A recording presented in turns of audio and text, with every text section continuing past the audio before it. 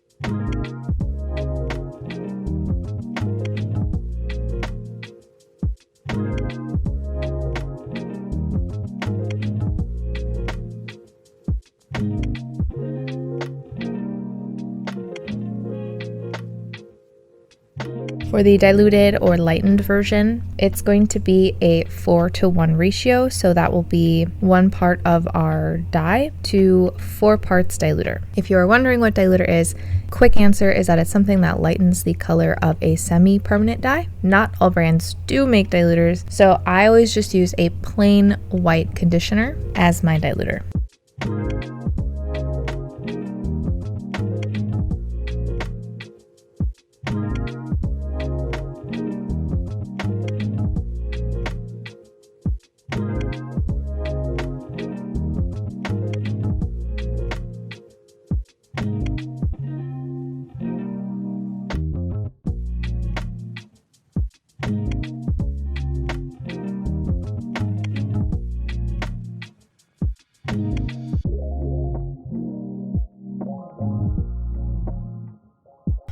I'm gonna let these sit for an hour and then rinse them out, and when they're dry, I will meet you back here and we can do some comparisons.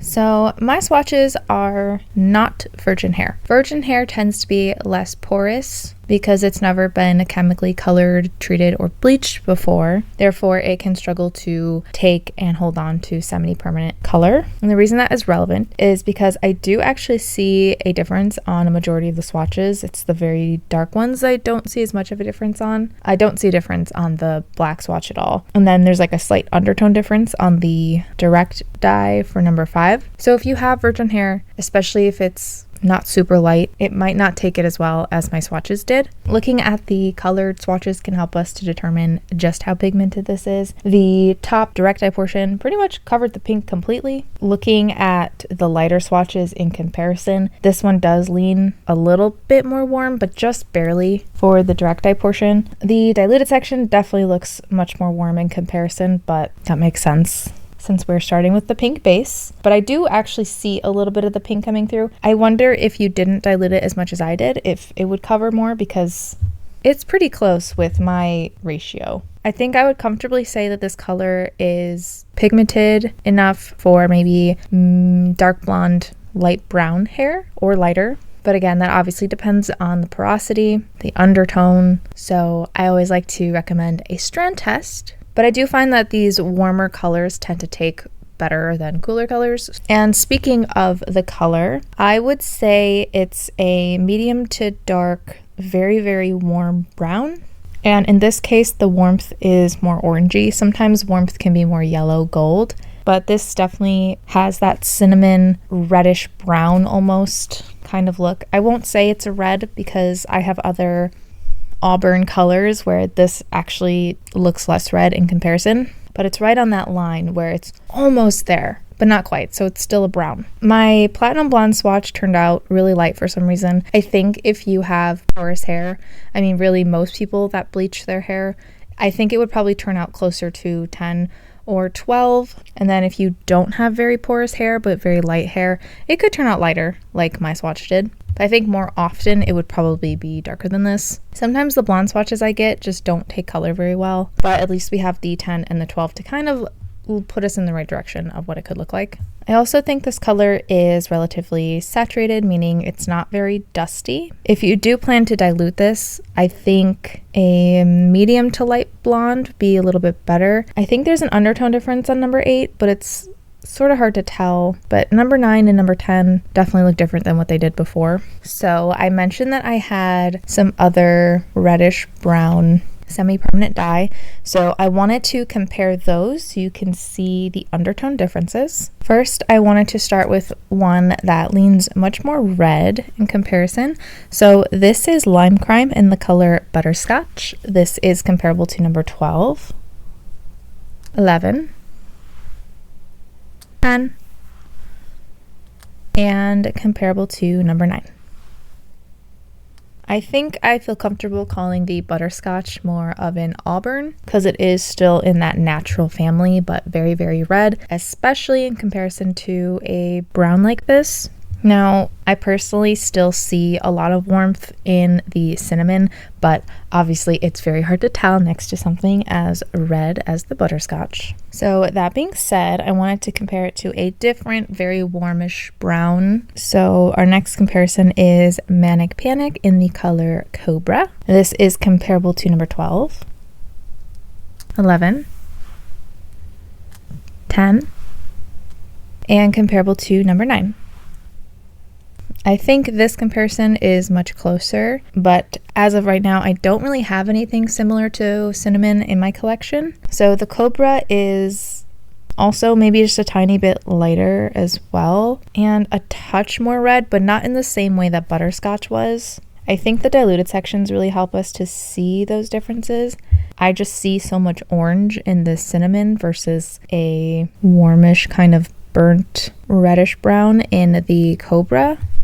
And I do just want to reiterate really quickly, even though I think Cobra is just a touch more red, I think on most people's hair, it won't necessarily look like a natural red because red fades out of the hair really, really quickly. I think on most people, Cobra would still just look like a really warm brown. And I'd probably recommend something more like Butterscotch if you're really looking to have more of that red showing through. But I hope that it's kind of visible on camera how similar yet just slightly different, where cinnamon just a little bit more orangey in the warmth and Cobra is just a little bit more red in its warmth. And I think what I want to do is compare this to the other brown that I've done so far with Adore, which is called Mocha. It's a very, very cool undertone brown. Look for a link to that in either the description or the comments. I will just post that for free on my Patreon. But now I'd like to look at the before and after clips. Those, as well as any pictures I take at the end of the video, will all be done in natural lighting.